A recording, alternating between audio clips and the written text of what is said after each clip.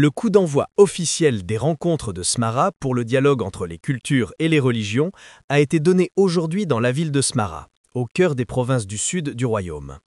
Cet événement, qui se tient du 11 au 14 novembre, réaffirme le rôle pionnier du royaume du Maroc, placé sous la conduite éclairée de Sa Majesté le roi Mohamed VI, que Dieu l'assiste, dans la promotion des valeurs universelles de tolérance, de coexistence et de dialogue interreligieux et interculturel. La séance d'ouverture a réuni un parterre distingué de personnalités nationales et internationales, érudits, penseurs et responsables religieux, venus de divers horizons pour réfléchir ensemble aux moyens de consolider la paix, de rejeter l'extrémisme et de promouvoir une compréhension mutuelle fondée sur le respect des différences et la richesse de la diversité humaine. Dans ma communication, dans mon intervention d'ouverture, j'ai souligné que organiser à Smara les rencontres pour la paix, que sont les rencontres sur la convergence et la compréhension des cultures et des religions, s'imposait. Voilà ce que j'ai dit. Pourquoi? Pour deux raisons, je dis.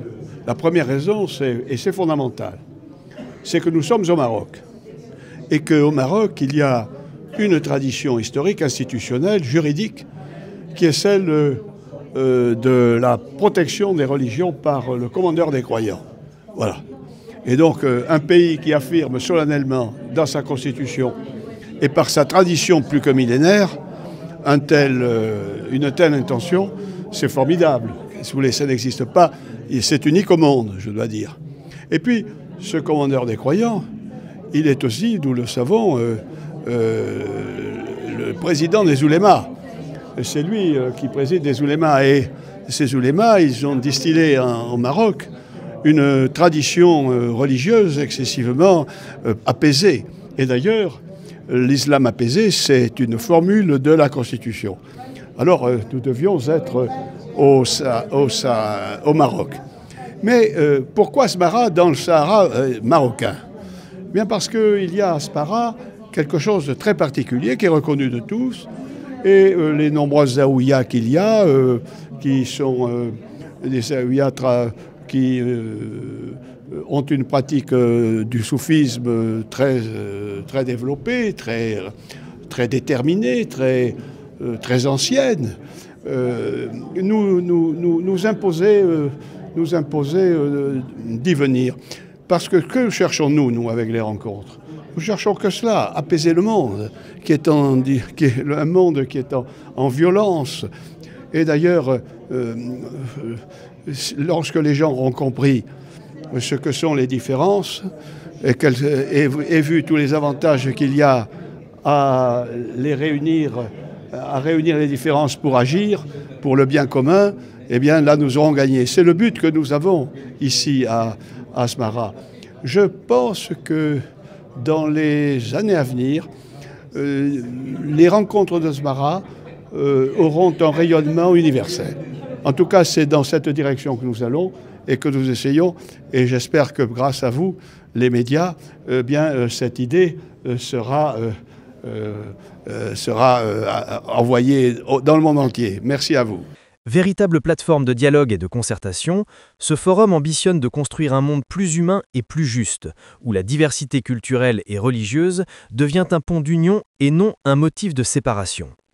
Au fil des journées, les participants prennent part à des séances de travail et visioconférences autour des convergences entre les cultures et les religions. Le programme comprend également des visites culturelles et archéologiques, notamment une excursion sur les sites historiques de Smara, ainsi qu'une rencontre avec les coopératives féminines de la région, illustrant le rôle croissant de la femme dans la préservation du patrimoine local. Aujourd'hui, j'étais très honorée de participer pour la première fois à Smara, cette ville aussi tolérante et de coexistence entre les trois religions monothéistes. Et je tiens tout d'abord à féliciter mon pays et mon roi, que Dieu le protège, pour notre réussite commune, pour le rayonnement et l'affirmation de notre Sahara marocaine qui restera toujours marocaine. Et deuxièmement, pour l'inauguration de la ligne directe d'avion entre Casablanca et Smara. Aujourd'hui, nous avons fait l'ouverture de ce colloque et j'étais très heureuse aussi d'y participer. J'ai intervenu sur la thématique de ma thèse de doctorat qui est le culte des saints juifs dans la région Marrakech-Safi, étant un tourisme religieux pour un développement durable.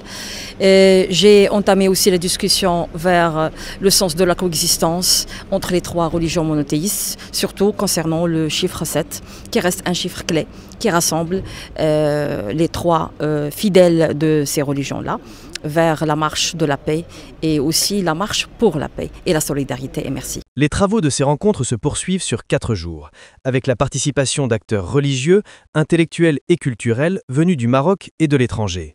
Ils visent à formuler des recommandations concrètes en faveur de la culture de la paix, du vivre ensemble et du rayonnement des valeurs humanistes du Royaume du Maroc.